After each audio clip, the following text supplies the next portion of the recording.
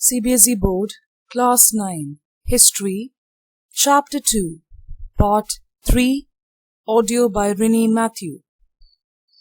We saw that socialism was emerging in Europe and also it had its impact in Russia later. So, the coming of socialism to Europe, how did it come about? Perhaps one of the most far-reaching visions of how society should be structured was socialism. The word socialism itself tells you that it has a lot to do with society. So by the mid-19th century in Europe, socialism was a well-known body of ideas. I told you that it's an ideology, a body of ideas that attracted widespread attention.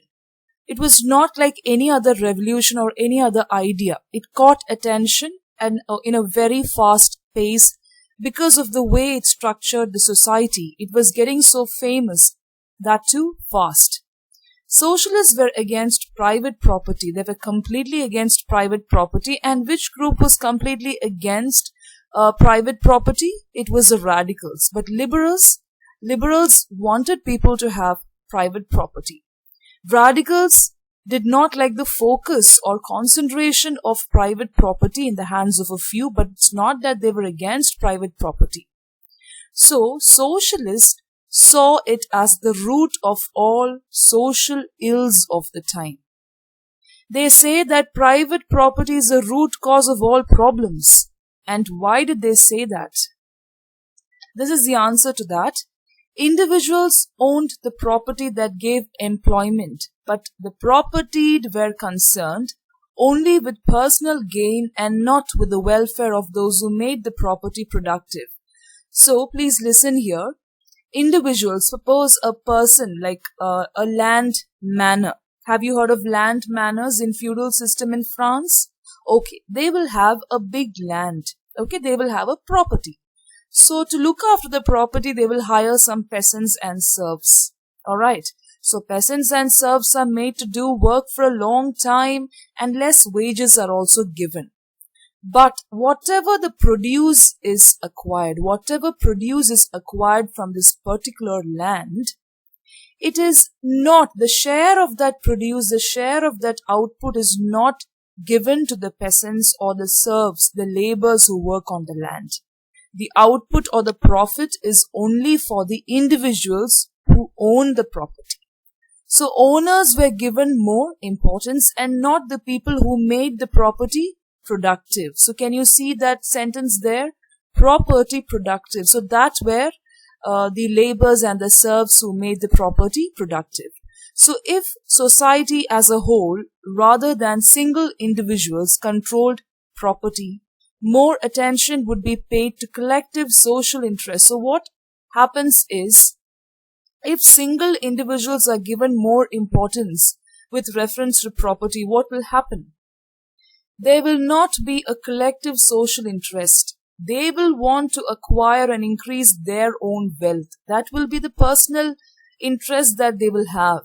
They will not do anything for the society. There won't be any collective social interest. They will not spend time for increasing the quality of what the society is facing or solving the problems solved by the society. Why? Because the nation is supporting these people. The government is supporting these people who had property. So they will not have any interest in collective social interest, but what they will have interest only in accumulating their productivity, in accumulating the number of land, the asset that they have. Now, socialists wanted this change and campaigned for it. They just wanted the change. They were completely against the private property. How could a society without property operate? So without property, how can a society operate? That is one relevant question. What would be the basis of socialist society? So what is going to be the base of such a society where people will not be allowed to own private property? And how can a society without property actually operate? Because it is something new that the people were going to encounter. Now let's see what are the basic ideals of this socialism. And before that, who were the propagandists of socialism? Socialists had different visions of the future. They had so many different perspectives. They had different vision. They had different dreams. Some believed in the idea of cooperatives. Now, I have divided this chapter into sections where the first point under socialism is to encourage cooperatives. And who are the people who are encouraging cooperatives? That is given on this page. Now, before that, we need to know and understand what is a cooperative. Cooperative, just like how the word is spoken, the word is articulated, you can understand that cooperating means work with another person or a team, a collective team who works for a cause through cooperation. So socialists said that we need to have cooperatives where people will work as a team for a particular work or towards a particular idea. The first person who really encouraged cooperatives is Robert Owen. 1771 to 1858. He was a leading English manufacturer. So somewhat like a merchant and a manufacturer, very rich, but still he had social interest. He sought to build a cooperative community called New Harmony in Indiana in USA. So they may ask you who was behind the formation of the first cooperative community, and that is New Harmony. And the person is Robert Owen. He was an English manufacturer. He started all this in USA, and we saw that the measures and the changes which were brought about in USA influenced other parts of the country. The 13 colonies and all that. From the time of French Revolution itself, it was influencing everybody. Alright? Okay. Other socialists felt that cooperatives could not be built on a wide scale, only through individual initiative. So, cooperatives were not practically, it's not practical to build teams just like that, based on individual interest. Yes, we cannot spend so much of money as an individual to build cooperatives because it will be quite expensive and there will be a lot of efforts which is required for it. So they wanted the government to encourage cooperatives so that we will have some support from the government also. So in USA, we saw that Robert Owen was the first person to form the cooperative. In France, Louis Blanc, 1813 to 1882, wanted the government to encourage cooperatives and replace capitalist enterprises. What is the difference? Capitalism is it is again private property where only few individuals will have and benefit from the profit, from the money that they get, from the output that they get. So now Louis Blanc told that if the government encourages cooperatives, what will happen? It will be beneficial to everybody in that particular nation. So that is what this particular person, this particular thinker wanted. These cooperatives were to be associations of people who produced goods together and divided the profits according to the work done by members. Can you see a picture on this slide? That is Louis Blanc. He was from France. Now, again, coming back to cooperatives, what happens in capitalism? Let's go back to that concept, capitalism and private property. I told you that the people who work on the land will not get any output, any profit, right? It will be always taken by the person who owned the property. Now here, the cooperatives, why should we have cooperatives? So that whatever is done, for example, there will be the landowner, there will be so many people working on the land, so the profit will have to be shared by everybody. That was a new rule. It shouldn't go to just the property owner. Okay, let's see whether it really worked. So this is Louis Blanc, alright? Okay. Now the next main person, Karl Marx, 1818 to 1883, and Friedrich Engels, 1820 to 1895. Two important people in world history. They added other ideas to this body of arguments. So regarding capitalism, regarding cooperatives and all these things, they added more ideas. They were great revolutionaries and they were so good in bringing about changes. Alright?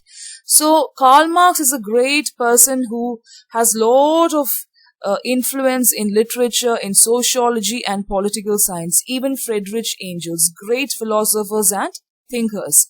Now what did they say? The first point, Marx argued that industrial society was capitalist. The nature of industrialism itself is capitalism. That is what Marx told. Alright? Capitalists, that is the people who owned the capital, invested in factories. And the profit of capitalists was produced by workers. So what happens when you start an industry? Start imagining when I'm trying to explain. Okay? Suppose you yourself, you're investing some amount to have 5 photocopy machines. Okay, you're running a photocopy center. You're investing in your shop. This is not a factory, but it's only a shop. Okay, and the profit is created by the workers who are working under you. All right, but the whole share will come to you. The whole produce will come to you, and nothing will go to the workers. Did you imagine? All right. The conditions of workers could not improve as long as his profit was accumulated by private capitalists. So all the share is coming to you, but nothing is going to the workers who are working under you. Alright? So something like that. So now I gave you an example of a shop, but here it is industry. Industry is like you're investing so much before you start an industry. Now, workers had to overthrow capitalism and the rule of private property. So that is the first step that you have to take, to overthrow capitalism and the rule of private property, because everybody will not get the equal share. That is why they wanted to do away with that. Marx believed that. What did he believe? So the first point is something which was told by Karl Marx. Alright, you can see the picture of Karl Marx on top of the screen. Now what did Karl Marx believe in? To free themselves from capitalist exploitation. Okay, exploitation means what? They will make you do more work for more number of hours by paying you very less wages, which was not at all right. Workers had to construct a radically socialist society. He's asking the workers to create a small society where all property was socially controlled, where they could control the property in a very good way. It's not that you go to the owner and say, this is my industry. No, it is not like that. Socially controlling is something different, not showing arrogance. Alright. So this would be a communist society where this particular property was socially controlled by everybody. It is like a collective work. It is not arrogance, or it is not part of arrogance. Alright. This will become a communist society. So this is the basis of communism.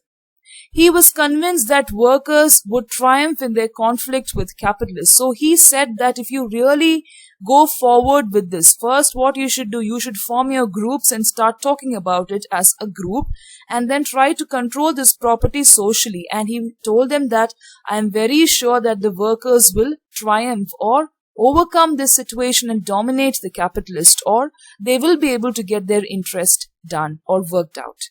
A communist society was a natural society of the future. So he said that, see how everything started. It started with socialism. Socialism is telling to get rid of capitalism. And finally, Karl Marx added some ideas to it, and Karl Marx gave way to communism. So he's telling that this communist society only will work in the future. It is the natural society of the future.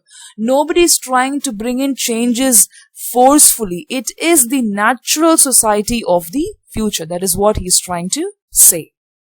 I hope this point is very clear for you, because it is a very important part of the text. Some of the terms may not be really familiar with you, but that is okay. I will explain each and every term, but have a paper by your side so that you can get all the names into your head quickly, okay, as it is explained. Now the next point. Now, how many people supported socialism? Support for socialism. By the 1870s, socialist ideas spread through Europe. To coordinate their efforts, socialists formed an international body, namely the Second International. So that is the first body which was formed. Workers in England and Germany began forming associations, just like how Karl Marx told, to fight for better living and working conditions. So when the workers are getting better living and working conditions, they'll be very happy. And that was the main objective of fighting, right? Not for anything else. They set up funds. So from the poor wages that they got, they started setting up funds to help members in times of distress and demanded a reduction of working hours and the right to vote.